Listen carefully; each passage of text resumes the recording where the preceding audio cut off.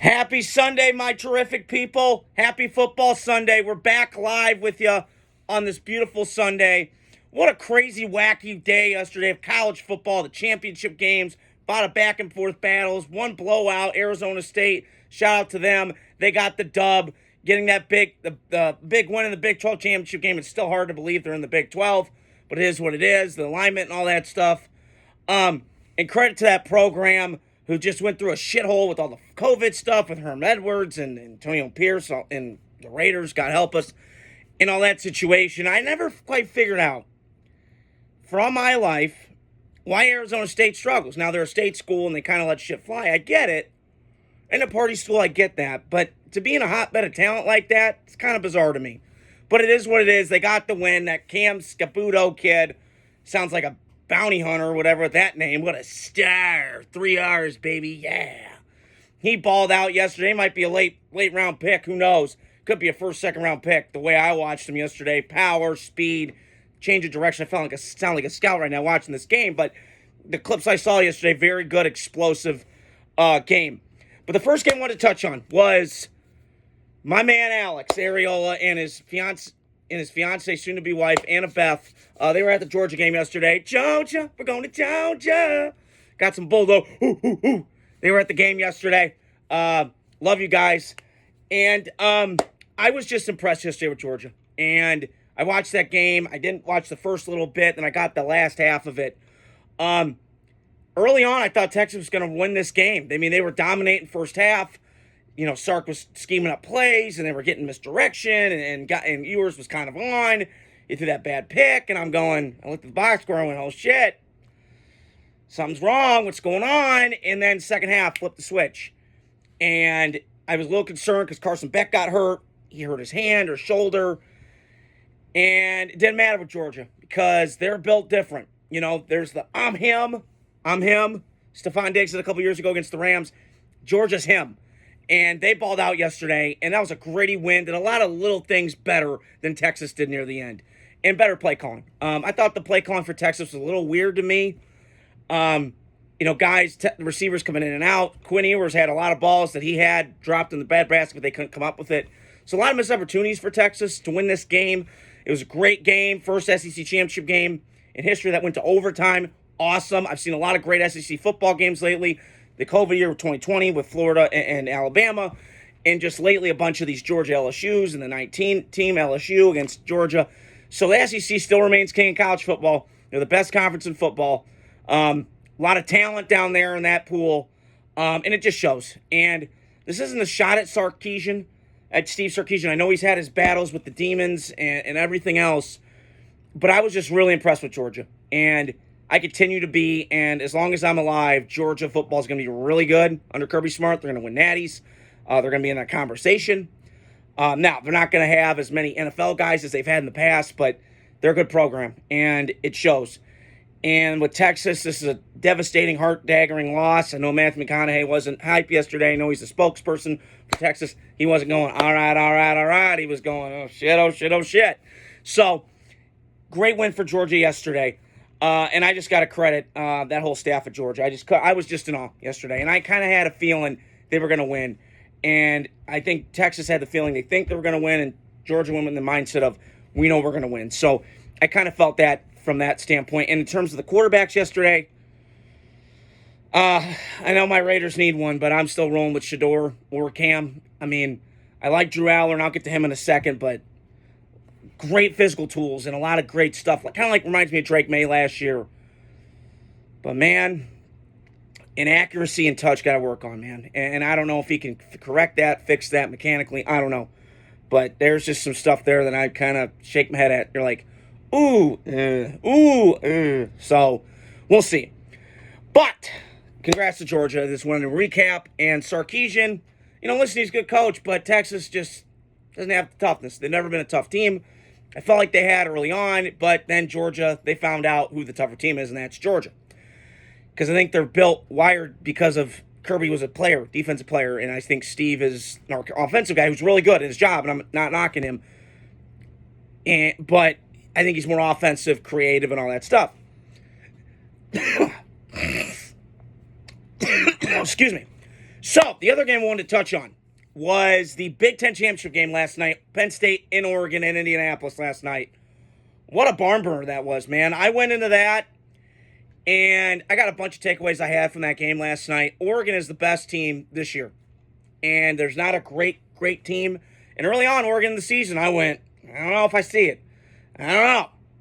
But last night, to me, proved that Dan Lanning has got this Oregon ship right. And they've had great coaches in the past. They've had, who's the guy? Chip Kelly, not a fan, but he won. And they had Bertoni or something like that, I think was his name. They've had great coaches in the past. But to me, Dan Lanning, I think, might be the best Oregon coach that I've seen come through there. He's authentic. He's honest. He brings this, southern, blue-collar, tough guy, bully Mike mentality with just new school. And I'm embracing this. And Dylan Gabriel last night looked like Tua. I just got out of the shower and I listened to Metal Cough, and he's not wrong. He looked like Tua last night. Just rifling, yeeting balls over the middle, getting peppered, going awesome. And I felt like early on, I was like, Oregon is taking Penn State's lunch money. They're bullying them. And then they came back. And, Penn State made a fight near the end, but it wasn't enough. And there was a few plays that Drew Aller had that he missed. He backfired. So, listen, when I'm looking at this quarterback draft, and I was thinking about this last night, and it's great having you guys in on a terrific Sunday, but I'm not sold on any of these kids. And listen, I've had my issues with Shador, more of the off-the-field stuff than on the field. I'm not disputing the great leader and all that stuff. Leadership, I got to figure out if he is or not, because he's throwing people under the bus. So we'll see. But Cam Ward I like, but there's a little backyard football to him. Dylan Gabriel I like, but he's like Tua, kind of small. I don't know if he fits the NFL game. It's a great case study. Could be. I'm not sure. And then I watched Drew Aller last night, who I mentioned at the top of this pod, which kind of reminds me of Drake May last year from New England. Great physical tools, all the stuff, size, arm, project. You can build and mold him into something. And maybe that's true. Now, maybe he gets picked before he should. I'm not sure. But first round grade, no way. But if you're taking second, third round, yeah, I'll consider it. Why not? Because it's like Will Levis, going in a couple years ago. Yeah, there's something there. So that's what I would do if I'm one of these teams. And maybe the Raiders kick the tires on it. I don't know. I'm repping them today. I'm recording this before the Tampa Bay game. God help us, we get a win. It's been 8 straight losses. Let's try and get a win to salvage this shitty season we've had. God help us. But great game last night. 2 really good football teams. Penn State is just, and listen, I am against James Franklin all the way, and I can't stand his ass. I said before, my dad and I got in this last night.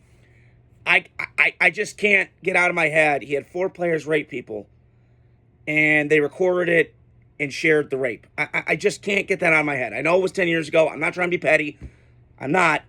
But that just kind of alarm bells me a little bit.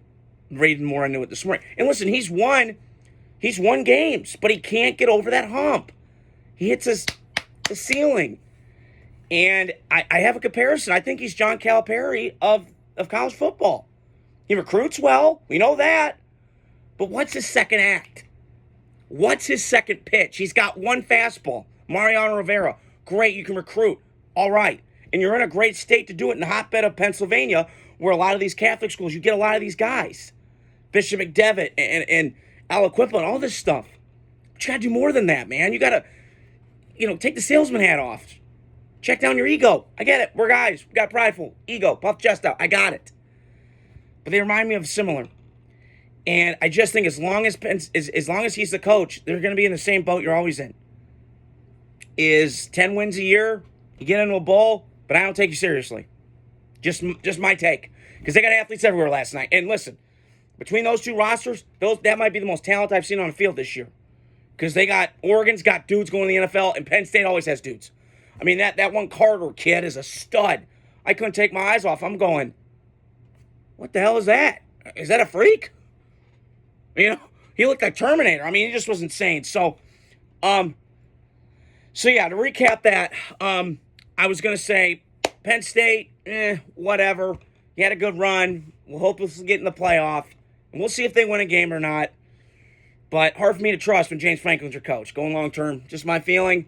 I know he's, okay. I know he's been a changed guy, but hard to look past that situation. And Dan Lanning, shout out to him, learning from the great mentors that he's had, Nick Saban, Kirby Smart, and those guys from Georgia and Alabama. Obviously taking those southern routes, the blue collar kind of feel, and kind of implementing it to Oregon. Now, again, Oregon, it helps when he's got, fuck you money with Phil Knight. I get it. He's got Nike behind him, but he can recruit. And he's recruiting the state of California really well. And I think Dan Lanning likes recruiting. I think he likes to coach. And I can feel his identity and feel his toughness. And I just, it's so funny to me that Lincoln Riley just doesn't like to recruit. A whole nother story for another day.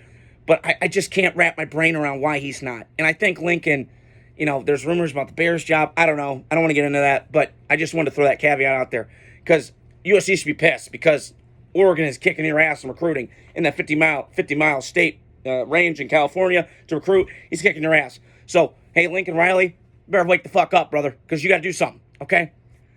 The last game I want to touch on, I haven't watched much of Clemson this year. I just haven't. I kind of think Dabo is a little bit of a tool. I'm not the biggest Dabo guy. I know he's won championships. Behind two of the best quarterbacks in college that we've seen in a while, and Deshaun, before he went just Bill Cosby mode, God help us, and Trevor Lawrence, sunshine. But Dabo, and listen, before the year, I was thinking about this morning. I was critical of him. Like, Dabo, you got to change, you got to adapt. But he stuck with it, stuck with his guns, and there's an ACC championship game, champs 6 out of the last 10 years. So consistency in that program, he's done a really nice job with that. And obviously it helps when he had Nick Saban in his corner and these guys, the influences that he's had in his life. So obviously good things. And that quarterback for Clemson's really good. I would take a flyer on him, maybe second, third, fourth round. Who knows? Because I like him. I think there's something there with the kid. He's mobile enough. He's big. He's got a decent-sized arm. I don't know if he works like in the cold weather, but you know what I mean. He's got something to him. And then I'm watching that SMU kid last night. And again, I know Rhett Lashley's done a nice job at SMU now. Granted, he's in Texas, so he should be doing really well down that state because it's littered with talent everywhere. 500 high school kids in that state. It's so big. But I was really impressed with him last night. Again, early on in that game, like the Oregon game against Penn State early on in that game, like I just mentioned, very, I thought it was blowout city. I'm like, oh, shit, here we go. Just pour the Gatorade bath on Dabo. And nope, this team kept fighting. They kept grinding. And it was gut-wrenching way at the end when they lost on the buzzer, obviously, to that. But I was really impressed with SMU last night. And that Kevin Jennings kid, you give him more time, get him more feel for the pocket and not leaving the pocket so early on that one pick he threw, was trying to look right, went left, and he threw that awful pick where he just kind of flinged it and just kind of, kind of like, I don't know what it was, alligator arm or shot put it or whatever, and it got in the Clemson guy. But I think that he's going to get better. We'll see if, they can get some more better players around him. And the offensive line's got to get a little bit better. Got beat on a sack last night. That happens. It's okay. But I got to give SMU credit. Tip of the hat to them. And even Dabo gave them the flash of the game. They should be in the playoff. We'll see if they are. I don't know. I got to see tomorrow. So that's all I want to talk about on here today. I hope you guys are doing well on this terrific, fun-filled Super Sunday with football. I'm going to be watching all day. I got my Raiders coming on a little bit. I got to, just watch games. So if you guys are doing well, hit the like, subscribe, share button. And stay tuned throughout the week. I got a lot of content coming. And talk to you guys soon. Have a great day.